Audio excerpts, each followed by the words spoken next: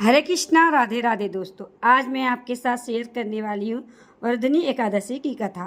वैशाख मास के कृष्ण पक्ष की एकादशी को अत्यंत पुण्यदायिनी और सौभाग्य प्रदायिनी वर्धनी एकादशी कहा जाता है।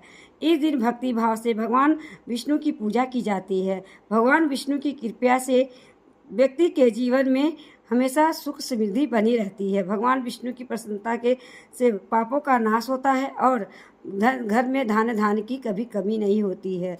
वर्धनी एकादशी की पूजा करने के साथ साथ कथा सुनने का भी विशेष महत्व है। तो दोस्तों चलिए कथा शुरू करते हैं। धर्मराज युधिष्ठिर ने भगवान श्री कृष्ण से कहा, हे भगवान, अब आप मुझे वैशाख मास के कृष्ण पक्ष की एकादशी के नाम, व्रत विधान और पुण्य प्रताप के बारे में विस्तार पूर्वक बतलाइए। भगवान श्री कृष्ण जी ने कहा, हे राजन, इस एकादशी का नाम वर्धनी एकादशी है। यह सौभाग्य देने वाली, सब पापों को नष्ट करने वाली तथा अंत में मोक्ष देने वाली है। इस व्रत को यदि कोई अभागन स्त्री करे तो उसको सौभाग्य मिलता है। इसी वर्धनी एकादशी के प्रभाव से राजा मानधाता स्वर्ग को गए थे। वर्धनी एकादशी का फल 10,000 वर्ष तक तप करने के बराबर होता है।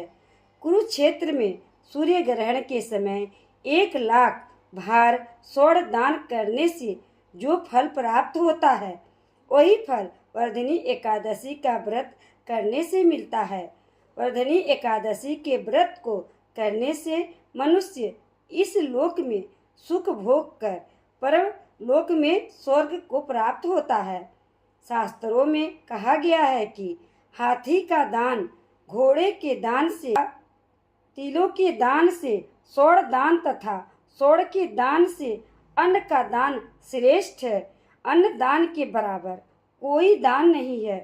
अन्न दान से देवता, पितर और मनुष्य तीनों तृप्त हो जाते हैं।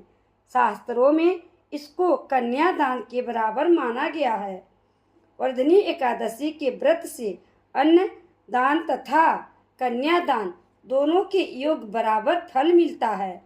जो मनुष्य लोभ के वश होकर कन्या का धन लेते हैं, वे प्रलय तक नरक में वास करते हैं या उनको अगले जन्म में बिलाव का जन्म भोगना पड़ता है।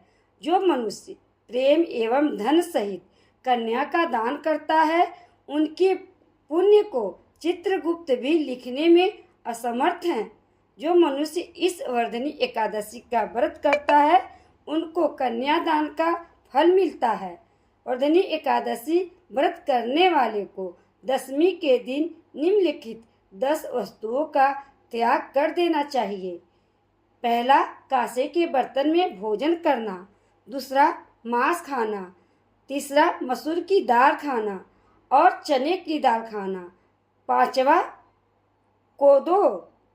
छठवा, साग। सातवां, मधु यानी शहद। आठवां, दूसरे का अन्न। नौवां, दूसरे बार भोजन करना। एवं 10वां, स्त्री प्रसंग व्रत वाले दिन जुआ नहीं खेलना चाहिए तथा शयन भी नहीं करना चाहिए। उस दिन पान खाना, दातुन करना, दूसरे की निंदा करना तथा चुगली करना एवं पापी मनुष्यों के साथ बातचीत करना सब त्याग देना चाहिए। उस दिन क्रोध तथा मिथ्या भाषण भी नहीं करना चाहिए। हे राजन, जो मनुष्य विधिवत इस एकादशी का व्रत करते हैं, उनको स्वर्ग लोक की प्राप्ति होती है। अथवा प्रत्येक मनुष्य को यह व्रत अवश्य करना चाहिए तथा पापों से डरना चाहिए। इस व्रत के महात्म्य को पढ़ने तथा सुनने मात्र से ही 1,000 गोदान का फल मिलता है। इसका फल गंगा स्नान के फल से भी अधिक है।